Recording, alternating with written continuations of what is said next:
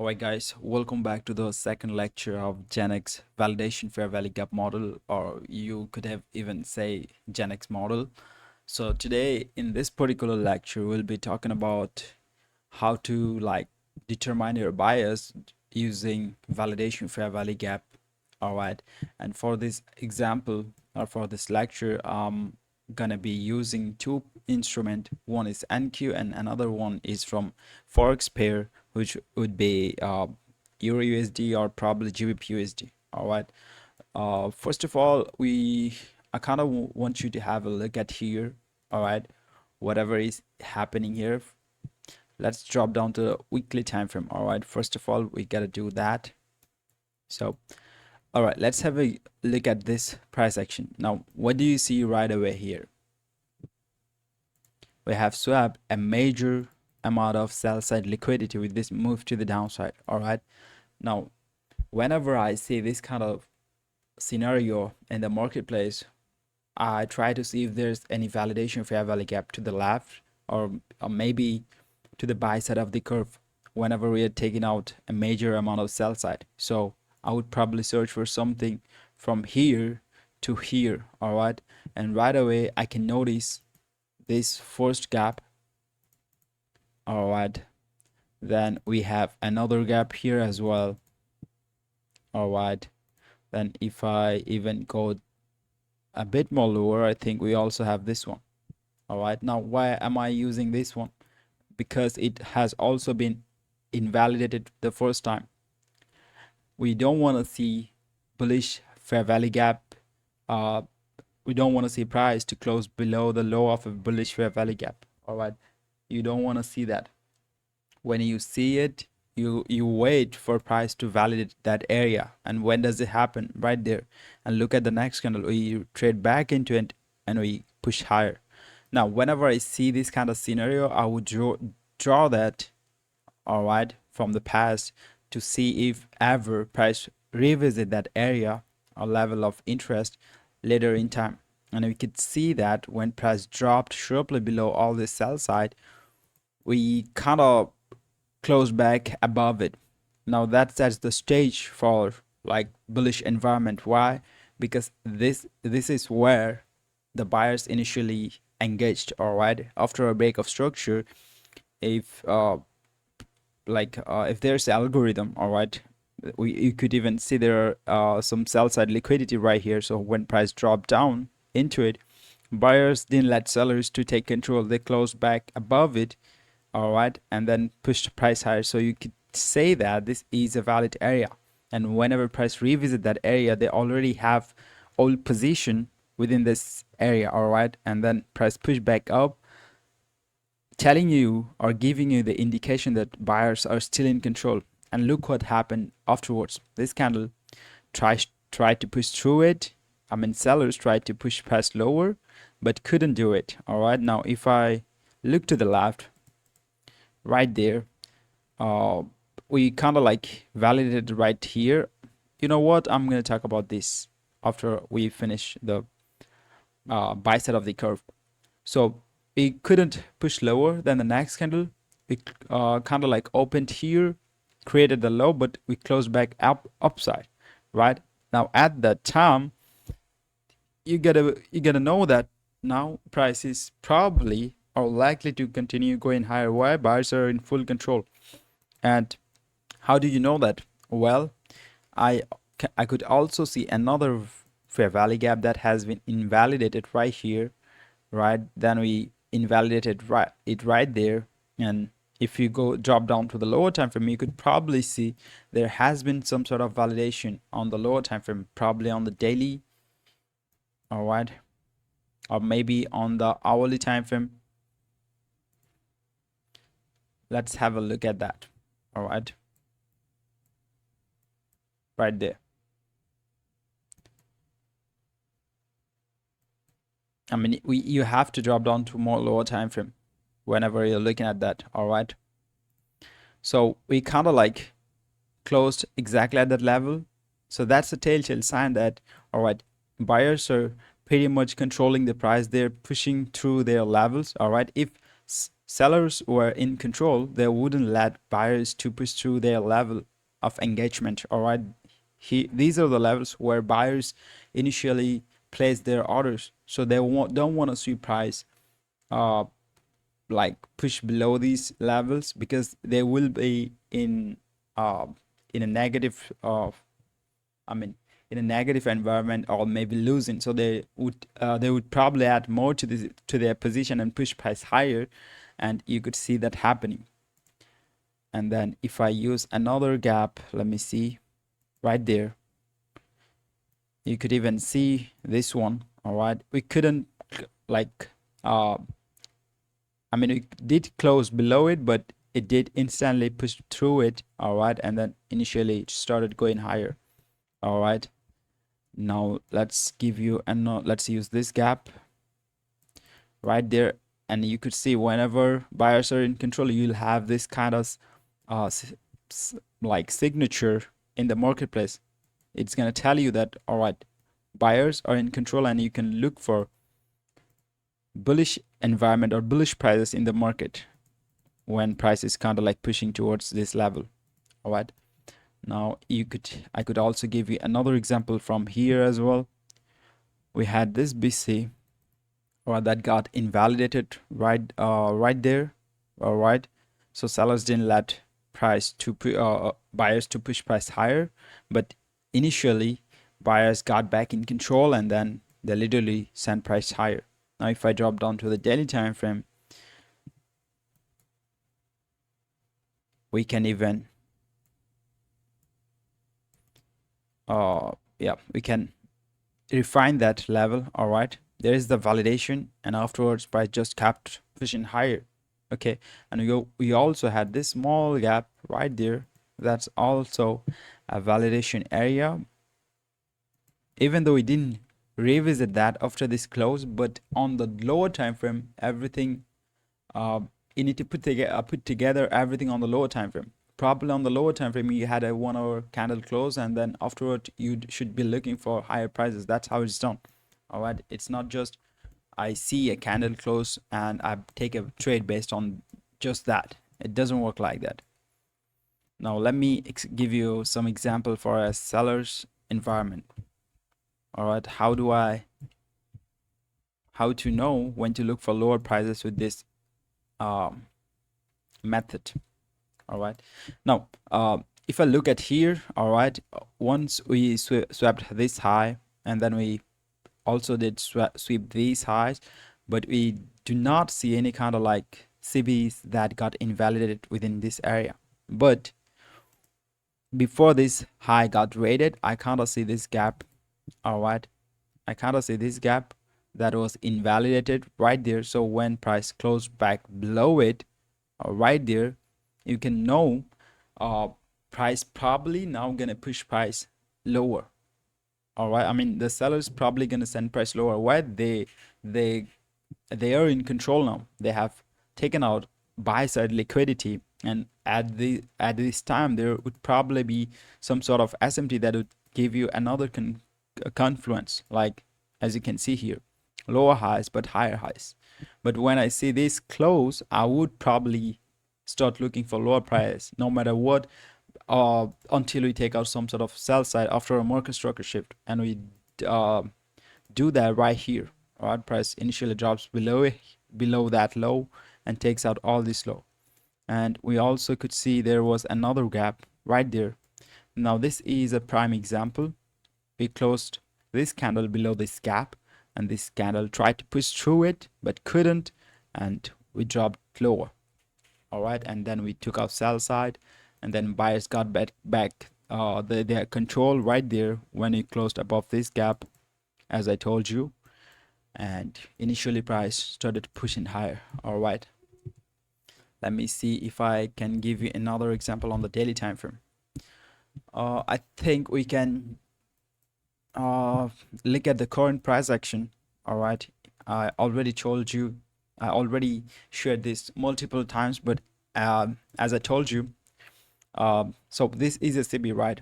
A bearish fair value gap. It meant to send prices lower, but it couldn't do it. We invalidated that zone, and still we didn't take any sort of buy side. All right, there hasn't been any run on liquidity. Now one thing I want to say is that there's not going to be always a rate on liquidity on the daily or on the weekly time frame. Probably you will have liquidity sweep on the lower time frame, but you don't need liquidity sweep all the time to look for a setup using this to identify your buyers with this method. But initially it dropped lower, created a swing high within that gap, then invalidated that again. But look what happened afterward. We closed back below it, tried to push through it, failed, took out sell side, then went higher again because we had another validation level here. This was a buyer's level. All right, this was the buyer's level. So we couldn't close below it, so buyers were still in control at that time. All right, so they both are in control. As long as we don't break any of these levels low or the high of this bearish fair value gap, then you couldn't you don't it's probably going to consolidate. But look what happened. As soon as you broke below, close below that the low of this bullish validation fair value gap, we traded up into it, rejected, and now we are kind of drawing towards all these lows. So that's a prime example for you to use this validation fair value gap to identify your bias. Now one more thing I want to mention is that you can't just look at the daily time frame, use a validation fair value gap and just tell the bias. All right, there are other confluence that you have to look for to be sure about your bias or where the market is heading. All right, and those things to know those things, you have to drop down to the lower time frame and do your analysis and see use the correlation as well. So there are a lot of things you have to use, and each of them are going to be a confluence to your whatever you're looking at looking for. All right, those are the things that you need to use as well, not just this. You cannot be just using this and determining the bias. All right, now I'm gonna give you some more example with Euro USD. So all right, there are a lot of example on the Euro USD, bro. So all right, so when we swapped this sell side right here, all right, we could say that we kind of tapped into a invalidation area. All right, this is a seller's level. All right, so what did I say just a minute ago? When you see a seller's level being validated, that means they're still in control. But when they fail to do that, it means they have lost their control, and at those are the times when there's going to be some sort of correlation in the market. And let's see if there was any correlation at that time. In this case, we kind of had, like, on the lower time frame, if you look at all these candles low, right, we made lower lows. Let me check for one more minute. Yeah, this candle couldn't take out the previous candle's low, but we kind of created like lower low right here. So there will be confluence on the lower time frame whenever you see the other parties are failing to take control. But we could see that we also had this gap right here. I want to use this gap. All right, so we have taken out a major amount of buy side, sell side right here, and at that time there is some correlation here. So what I want to wait is for price to close back above this or maybe this gap, because now I started looking for higher prices, and you could see as soon as you closed back above it, we retraced back into it, pushed higher, closed above it, price came all the way back into this and pushed higher, took out all this buy side. Now there are a lot of validation fair value gap that you could have used to determine that, like this. We first failed to do push through this level, but as the second we did it, price started going higher, took out liquidity, then retraced back. All right, why did price retrace back from here? Probably it was the reason because of this this bearish fair value gap. All right, we have taken out the liquidity, closed back below it. So this candle should have pushed higher, but as it failed, we started going lower. And here probably there were like a major amount of buyers who weren't willing to let price go through that level, and they uh, got back their control. All right, now if you look at here as well, we have this bullish gap. We have taken out liquidity. We see that buyers are not letting sellers to take the control, and we have market structure shift. So we can now look for bullish prices. We validated this bullish fair value gap. That's our bullish validation fair value gap. We traced back into it and we started going higher, and we took out this buy side. Now, once we took out that buy side, let's see what happened. All right. So we took out buy side. We have this validation level, this one as well. All right, let me take off this one. I have a validation level here, right there, the invalidation, and we validated right there. But why am I counting it right here, not here? I mean, you can, but as you can see, they have engineered a buy side just right there. So price traded up into this gap, and within this price, like, there could be some lower time frame levels that you have to look for as well. So probably there could be something here to the left, all right, wherever it's retracing into. So you have to take all those matter in consideration, because you cannot just look at here and say everything. It doesn't work like that. All right, bro. There are a lot of things you have to use, but over time, when you're used to this, these things gonna be more like intuition, and you can literally tell like what's gonna happen afterward when you see this kind of manipulation or this kind of pattern. Right here, we invalidated that this CB right here, or this bearish fair value gap. But as soon as we validated that bearish fair value gap, we tried to push through it, failed. And after this market structure shift, we could see we had another bearish fair value gap, validation, retracement back into it. We went lower. We tried to push higher one more time, but you could see literally we started going lower, and I didn't even drew anything else on the chart right now. And you can see how these things actually work. So I don't want to make this video any longer, but I hope you guys understood something. If you didn't, I suggest you to watch it a couple more times so that you get what I'm trying to say. And there are probably gonna be 7 or 8 lectures within for this series, and when everything is there, you will have a more in-depth knowledge about what I'm talking, because these things are totally new to you right now. Just using one thing, I'm trying to show you the market logic. So this is kind of sounds weird, right? But trust me, bro, when you're able to see these things by your own, you will know that you don't need too many things to like trade, or too many things. All you're doing is just complicating whatever you're trading, bro. All right, I've been there, so I know it.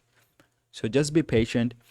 Study this lecture a couple more times. Take notes. If you're gonna watch this series, I suggest you to make a notebook and take notes whenever I'm making a point.